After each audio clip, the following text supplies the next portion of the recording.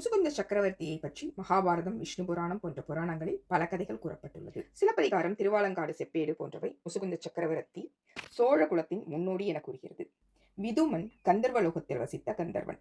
ஒரு நாள் விதுமன் பிரம்மாவை கேலியாக குரங்கு போல பேசிவிடுகிறார். அதனால் கோபம் கொண்ட பிரம்மா விதுமனை குரங்காக போகும்படி சாபமிடுகிறார். குரங்காக மாறினார் விதுமன். வில்வ மரத்தின் கீழ் சிவபெருமான் அமர்ந்து தவம் செய்தபோது வில்வ இலைகளை பறித்து சிவனின் மீது விளையாட்டாக எரிந்து கொண்டிருந்தார்.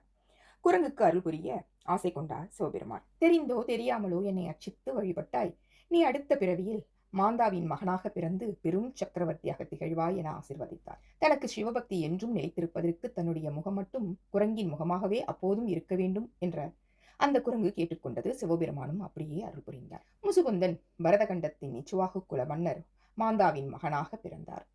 அம்பரீசன் மாந்தாவின் சகோதரர். திருவாரூரை தலைநகராக அல்லது கரூரை தலைநகராக கொண்டு ஆட்சி செய்தார் முசுகுந்த சக்கரவர்த்தி. தேவர்களுக்கும் அசுரர்களுக்கும் அடிக்கடி சண்டை வந்தது. அசுரர்களை அழிப்பதற்காக தேவர்களுக்கு பல உதவிகளை செய்தார் முசுகுந்தர். தேவர்கள் அசுரர்கள் போரில் தேவர்களின் பக்கம் முசுகுந்த சக்கரவர்த்தி தனது படைகளோடு சென்று அசுர படைகளுக்கு பெரும் இழப்பை தந்தார். தேவர்களின் தலைவன் இந்திரன் மகிழ்ந்து முசுகுந்த சக்கரவர்த்தியே, உங்களுக்கு நான் ஏதாவது பரிசளிக்க வேண்டும், தங்களுக்கு என்ன வேண்டும் என்றார்.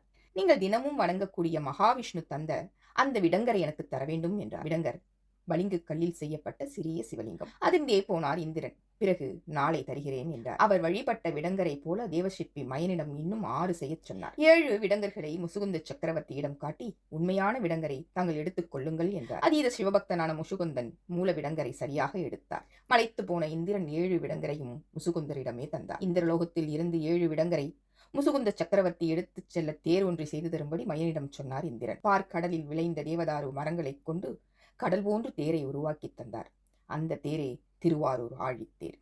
மூலவிடங்கரை திருவாரூர் தலத்தில் வைத்தார். மற்ற 6 விடங்கர் திருமேனிகளையும் திருக்காராயில், நாகப்பட்டினம், திருநள்ளார், திருக்கோள்ளி, வேதாரண்யம் மற்றும் திருவாய்மூர் முதலான ஊர்களில் வைத்தார்.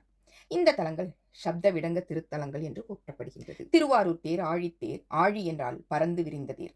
96 அடி உயரமும் 30 அடி அகலமும் 350 டன் எடையும் உடைய தேர் ஆழித்தேர். தேரின் கலசத்தில் 2 வெள்ளிக் கொடைகள் இருக்கும். 64 கலைகளும் 64 தூண்களாக கொண்டு 7 அடுக்குகளை கொண்டதாக தேர் இருக்கிறது. தேருக்கு குந்தியாலம், கொடியாலம், பாம்பு பாலம் என 92 அலங்காரங்கள் செய்யப்படுகின்றன. 4 வேதங்கள் 4 குதிரையாக தேரை இழுக்கின்றது. இந்த தேர் பிரம்மதேவரால் ஸ்தாபனம் செய்யப்பட்டது. மகாவிஷ்ணுவால் வணங்கப்பட்ட இந்த தேரில் அஷ்டதிக் பாலகர்கள் குதிரையாகவும் தேர்கால் அச்சாக தேவர்களும் காலதேவன் தேரின் அடித்தட்டாக அமர்ந்ததாக தலபுராணம் கூறுகிறது. தேர் பவனி வந்தபோது பொன் பூக்களை கொண்டும் வெள்ளி பூக்களை கொண்டும் தேரை வரவேற்ற தெருக்கள் இன்றும் பொன்பரப்பி திருவீதிகள் என அழைக்கப்படுகின்றது.